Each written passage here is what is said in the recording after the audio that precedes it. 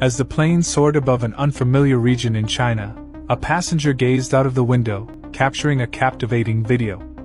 A sense of awe and curiosity filled the air as the passenger's camera focused on a peculiar sight, a disc-shaped object, about the size of a small car, effortlessly gliding in parallel to the airplane, near one of its wings.